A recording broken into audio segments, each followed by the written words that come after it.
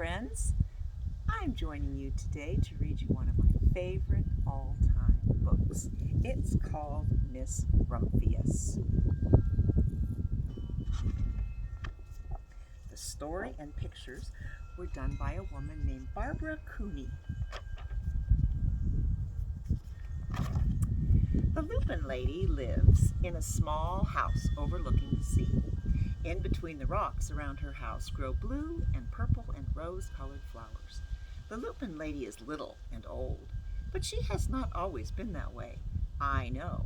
She is my great aunt, and she told me so.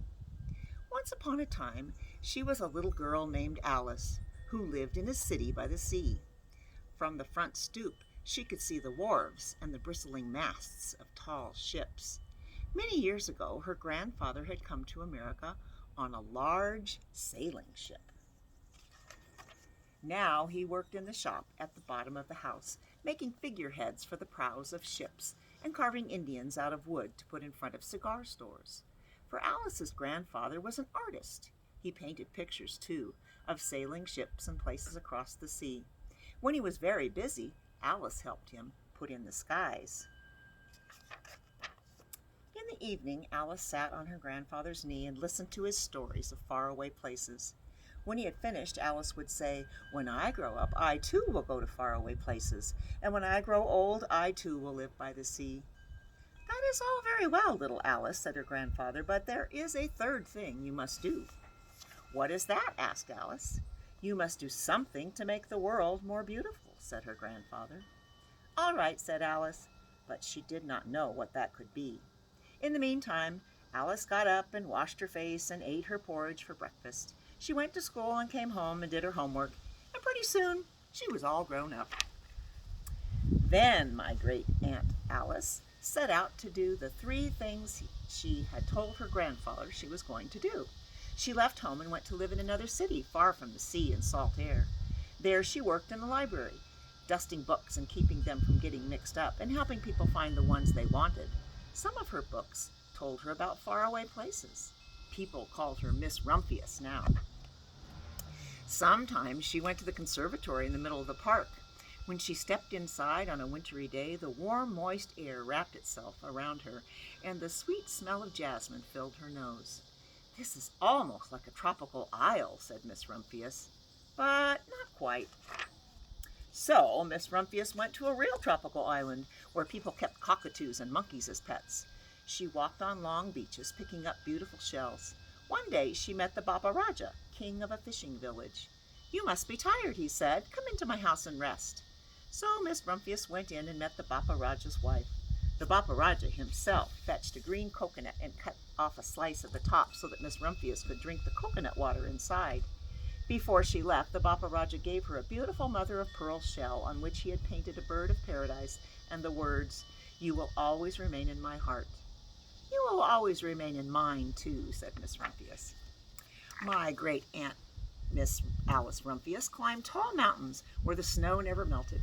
She went through jungles and across deserts. She saw lions playing and kangaroos jumping, and everywhere she made friends she would never forget. Finally, she came to the land of the lotus eaters, and there, getting off a camel, she hurt her back. "What a foolish thing to do," said Miss Rumphius. "Well, I have certainly seen faraway places. Maybe it's time to find my place by the sea." And it was. And she did. From the porch of her new house, Miss Rumphius watched the sun come up. She watched it cross the heavens and sparkle on the water, and she saw it set in glory in the evening.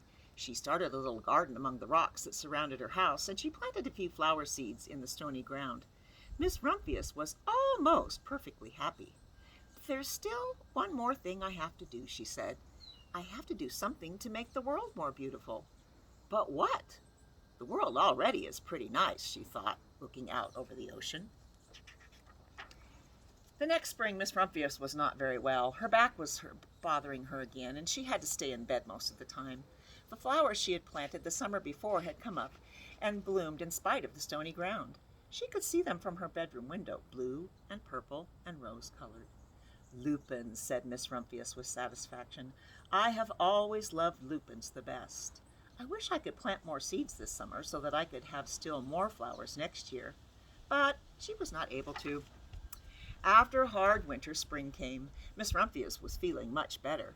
Now she could take walks again. One afternoon she started to go up and over the hill where she had not been in a long time.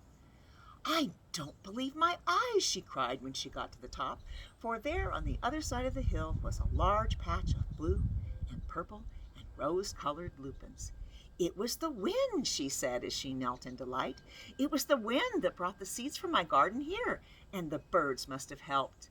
Then Miss Rumphius had a wonderful idea.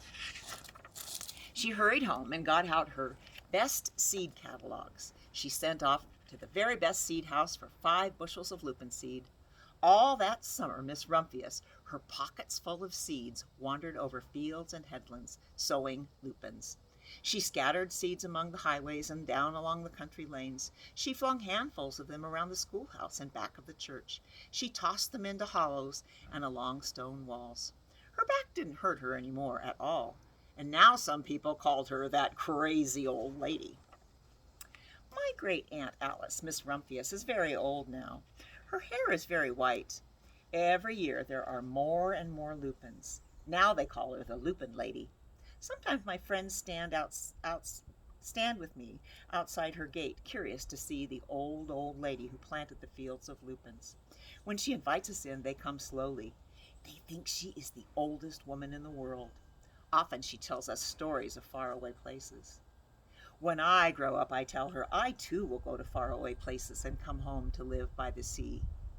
"That is all very well, little Alice," says my aunt, "but there is a third thing you must do." "What is that?" I ask. "You must do something to make the world more beautiful." "All right," I say, but I do not know yet what that can be.